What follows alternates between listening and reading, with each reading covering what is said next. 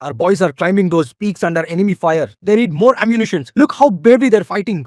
Sir, we have a problem. At this rate, we only have artillery shells for barely 10 days of sustained fire. 10 days. That's it. Get more immediately. Sir, we don't manufacture enough of it ourselves. I'm already calling everyone. Israel is sending us laser-guided bombs on emergency. USA is processing an urgent request for night vision equipment. Night vision? Our boys on those peaks are fighting blind after dark because we don't have enough night vision. Things we just don't have stocked up.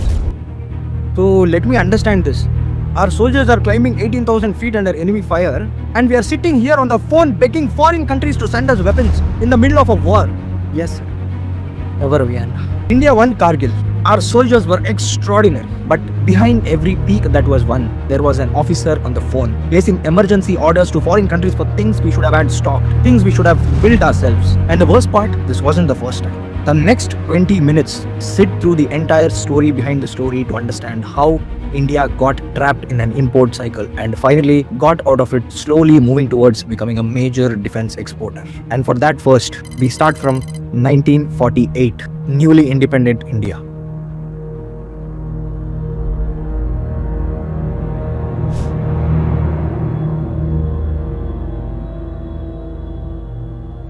Oof. After all the struggle, we are independent finally. So satisfied, sir. Just rest for some time, huh? Prime Minister, Pakistan has attacked Kashmir. Maharaja Hari Singh needs our help. Just now, I was thinking of resting after the long freedom struggle. And we have another war in front of us. We have enough weapons, right? Yes, Prime Minister, we do. Then let's strike back once the Maharaja signs the instrument of accession and makes Kashmir part of India. Sir, 1 minute. India just got independent recently. How come they had the necessary weapons required for the war?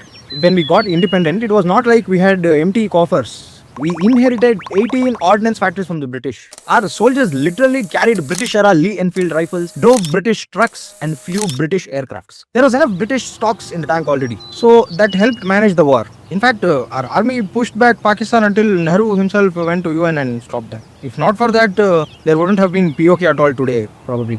Yes, and then? Sir, we managed this time. But think about it. We won this war with leftover British weapons. What happens in the next war when those stocks run out? Sir, right now, India cannot design a weapon, cannot research a weapon, and cannot mass manufacture a weapon. We are a country with no kitchen, no cook, and no ingredients. We just got lucky this time because the British left some food behind. Because you see, sir, our ordnance factories can only produce and maintain existing weapons, not invent the next generation of weapons. I understand. So what do we build first? Everything, sir. Then let's start building. Need engineers. I'm opening IITs. Need an institution that can research, develop, and design. DRDO. Need companies to manufacture DRDO's designs. BEL plus the ordnance factories. To manufacture aircrafts and helicopters. HAL. You don't have to create that, sir. HAL exists from 1941. No credits for you. Expand them massively. Okay, sir. Private sector? A big no. Not ready to trust them for now. Everything for defense should be manufactured by the government only. Only the government. Okay, sir. Now that we have engineers and institutions, let's start modernizing our defense rapidly. Wait. We'll modernize, no doubt, but not rapidly, slowly. Because we are a poor country. Defense can't take all the money. Things need to be spent elsewhere as well. Fair point, Prime Minister. But there is a China threat. After Hindi Chini bye-bye, no chance with a fight with them. On the 20th of October 1962, the Chinese army launched a massive attack on India, both in Ladakh and in the northeast. The Indian army was not prepared for such a full-scale invasion. All the illusions about China went up in smoke. China exposed India's military preparedness badly. Our soldiers fought fiercely, but they were constrained by a lack of advanced military equipment. The worst part, they had no proper boots to fight in the Himalayas. From 1950 to 62, they had time, right? Was that not enough to build proper military capability? They were all still in a learning stage. DRDO was set up only in 1958, and to build advanced military tech, you need thousands of engineers. But there were very few, because IITs were very new. Funding shortage was real, because India was very poor. But maybe if Nehru wasn't an illusion about China, more money could have gone to defense. It's so clearly visible. Proper research and due diligence with respect to Chinese intentions wasn't done. Exactly like how most first-time home buyers get fooled, right? They don't do proper due diligence before buying and end up buying the wrong home, which they only get to know later after buying it, spending crores. What? I mean, it so happens, right? Most people visit a property once, see the model apartment, hear metro is coming, price will double, and immediately book it. Very true, sir. But only after buying they'll realize the builder has delivery issues, the locality has poor infrastructure, there are legal complications, or there are much better projects nearby for the same budget. I know it's not like spending some 20k for a phone. Here it's crores. Exactly. That's why due diligence matters. In fact, today's sponsor, Propsoch, literally does this research for you. They analyze the builder's track record, legal documents, future infrastructure, market trends, pricing, basically all the things most first-time buyers don't even know they should be checking. So before you make one of the biggest financial decisions of your life, it's worth getting an expert opinion instead of relying only on marketing brochures. Okay, sir, but how to approach them? I've dropped their link below in the description. You can book a free consultation call. Okay, then after the war, what happened? Completely changed the thing.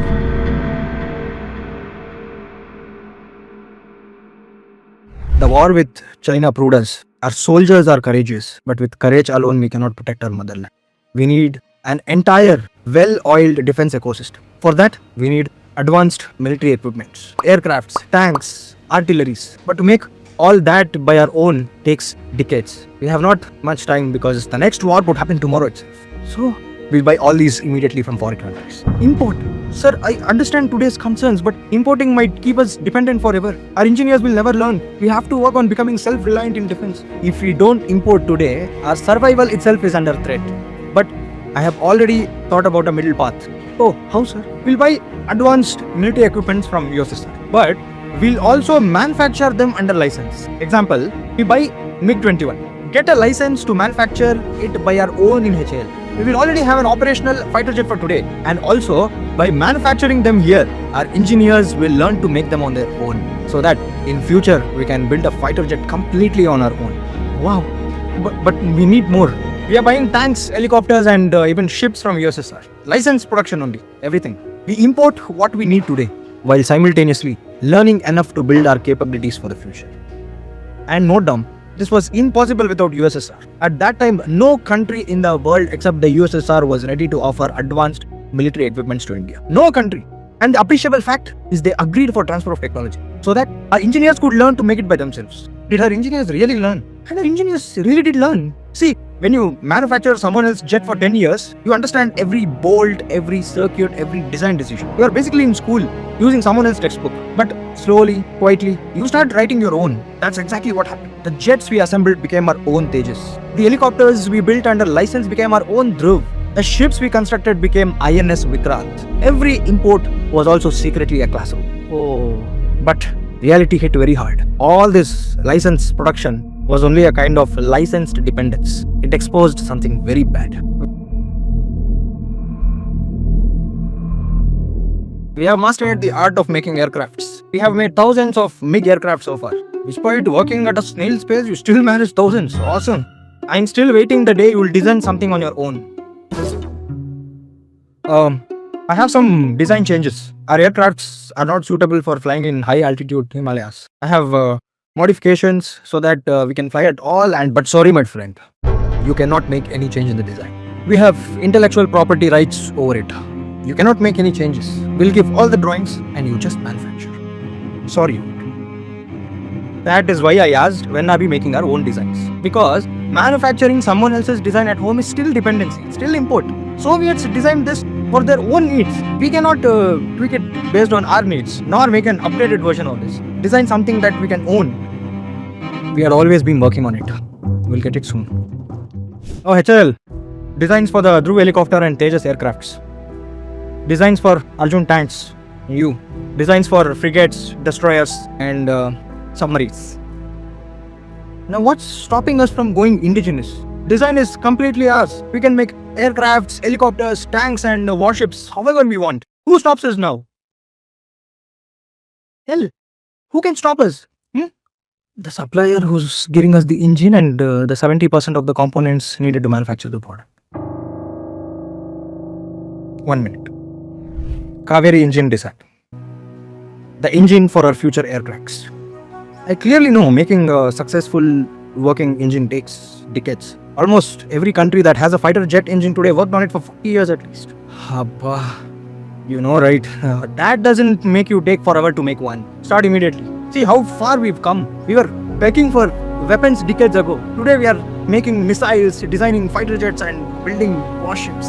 Now by the end of the 90s, India had all what it lacked. Thousands of engineers, scientists, research institutions, manufacturing companies and factories. But still, we were the largest arms importer. And then came 1999. Kargil?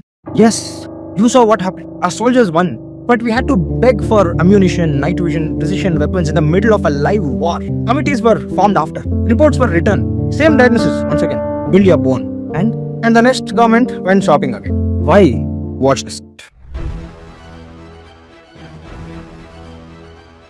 Very happy news. We're going to witness mass indigenization. We're allowing the private sector in. First time in our history. We will soon have a number of made in India products to operate. Our production is going to increase in miles. Very good.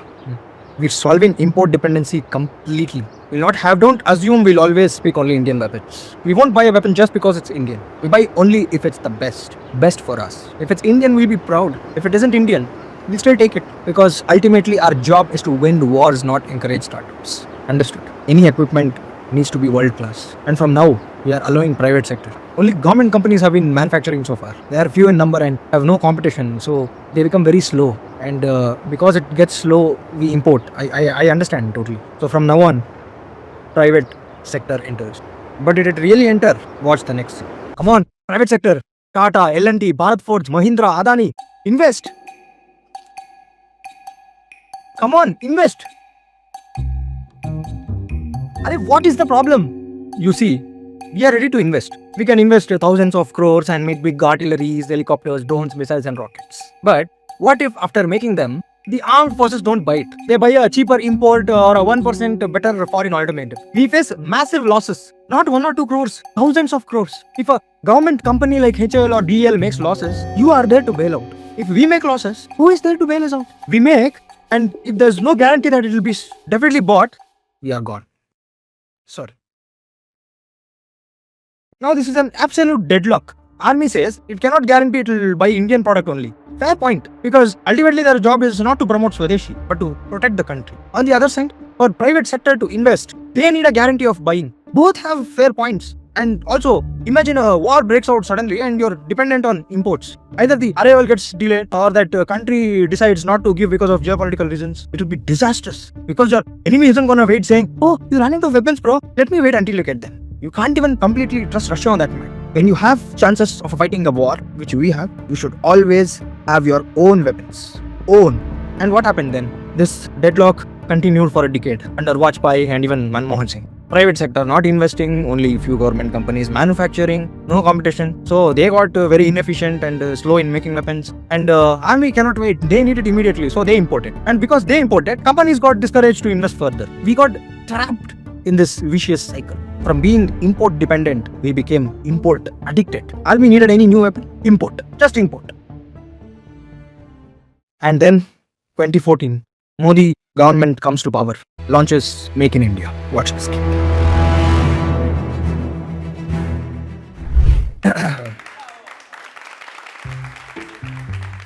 What is this Make in India? The name says everything.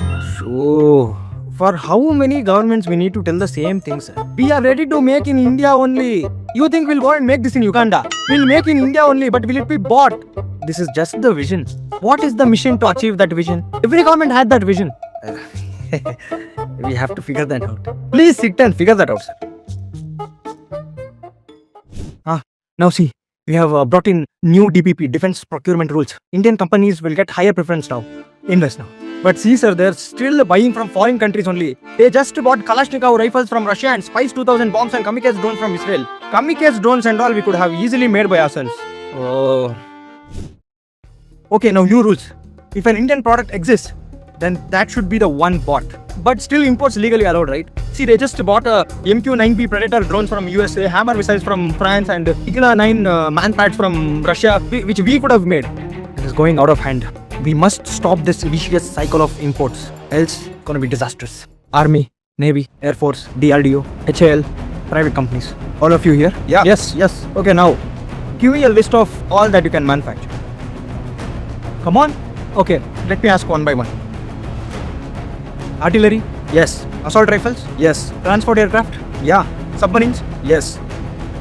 Okay, so there are 101 items that you can manufacture. So what now? We are banning the import of all these 101 products. The armed forces cannot import them. So you expect us to guard the country barehanded? No, General, wait. Private companies, you can confidently start manufacturing now, right? Yeah, the product you make, its import will be banned. So the armed forces will definitely have to buy yours. This is exactly what we wanted, sir. You can only produce when there is demand. Now there is a demand for sure. We will invest and build for Indian defense. Great. And my dear armed forces, import ban is not immediate. What? I mean, see, there will be some time required to manufacture products, right?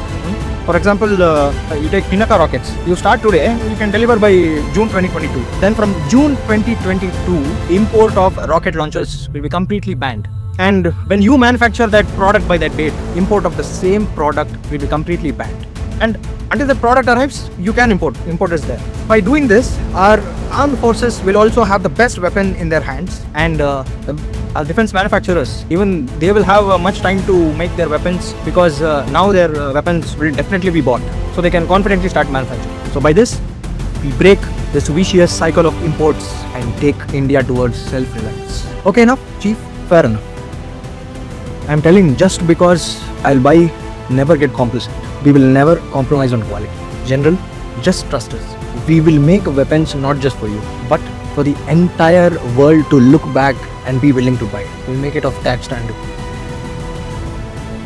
Okay, everyone's happy? Start now. And this list of 101 items whose import we have banned is called the negative import list. Sir, keep something positive, no? You made a positive reform finally after a long time and keeping negative... No, not... Okay, PIL, Positive Indigenization List. There are another 108 items whose import also can be banned. Add to that to the PIL. More items, more happiness. Sir, one big problem. Again what? We are making big artilleries, rocket launchers, missiles, drones, helicopters and many more. Each of them needs thousands of components like valves, circuit boards, pumps, gearboxes, nuts, bolts, etc. And we just got to know that we have to import most of them. There are no enough suppliers. Huh? Oh my god, how come? Can you make all that? Sir, we are building big aircrafts and helicopters and you're expecting us to make all these small components on our own. I'm telling we want to get it locally only, inside India. Okay, then put all these components also in PIL. Okay, who will make these? Our micro, small and medium enterprises, the MSMEs, the small industries. They are very much capable of. They will make the required components for you. Okay? Excellent. Wait. Even you are also importing small components. Some parts we were, only some we were importing. And also your component that you require in the PIL. Now I think we have 5,000 items in the PIL now. Imports will go down drastically and local production will go high. One more problem. I think the final one. We have guaranteed customers, fine. Also guaranteed suppliers. Problem is, all those suppliers are scattered. Testing site is somewhere, certification lab is somewhere, research lab is somewhere. The army wants quality products, but also needs it quickly. If you want us to make it quick and with high quality, then all these has to be closer. They can't be very far. Thank God. Easy solution. We'll bring everything closer to each other by building 2 entire defense corridors, one in UP and one in Tamil Nadu. Each of them connected via expressways and dedicated freight corridors. This is enough. We can deliver quality products to our armed forces on time. Armed forces? Yeah. Not just for armed forces, it's for export as well. Before the reforms, private sector were just mere job shoppers making small components like nuts and bolts or truck chassis. After the reforms, they started building complete weapon systems, complete platforms, artilleries, drones, rocket launchers and aircrafts from scratch, equal to the HALs and BELs. The field got bigger, more players, Tata, Bharat Forge, L&T, Adani, Solar Industries. The competition got huge, and with heavy competition and a very strict buyer, the quality has been top-notch. 88 GS, the world's first all-electric artillery system. Pinaka, BrahMos, all exported globally. Today, India exports arms to 80 countries. Defense exports were 686 crores in 2013-14. Now, it has gone up to 38,424 crores. The defense production itself must have gone high, from 44,000 crores to 1.78 lakh crores. We've tripled it. And the best one, in the past we had 65 to 70% import dependency for our frontline weapon systems. Today, it has completely inversed. 65 to 70% of all major military equipment is manufactured completely domestically. Excellent, but we are still not a net exporter, remember. Very true. We still import a lot of high-end systems like Rafale fighter jets, advanced jet engines, some air defense systems like S-400, S-500, and especially aircraft engines. They remain one of India's toughest technological challenges. So the journey isn't over yet, and all this struggle is still incomplete. No, that's the wrong way to look at it. For decades, India's story was about asking, who will sell us weapons? Today, the question has become, who wants to buy them from us? That's the real transformation. So, we haven't reached the destination yet, but we've finally found the right road. Think about it. We once dependent on others even for basic military equipment. Today, we design our own missiles, build aircrafts, launch warships, manufacture artillery, and export them to more than 80 countries. The ecosystem that was missing for decades is finally taking shape. Tomorrow we'll solve engines, then stealth aircraft, then next generation drones, then technologies we haven't even imagined yet. The same journey that started with borrowing rifles has now reached selling BrahMos missiles to the world. So the dream our leaders saw after independence of a truly self-reliant India is finally becoming a reality. Slowly, patiently, one technology at a time. Because self-reliance isn't built by one government, one company, or one generation. It's built by every engineer who designs, every worker who manufactures, every soldier who trusts that equipment, and every Indian who believes that this country can build the world's best. And if the last decade has taught us anything, it's that India's biggest defense story is not what we've already achieved. It's what we're about to achieve. If you enjoyed the video, learned something new, please subscribe to the channel and consider joining the channel as a member. It will fund our video. Thank you.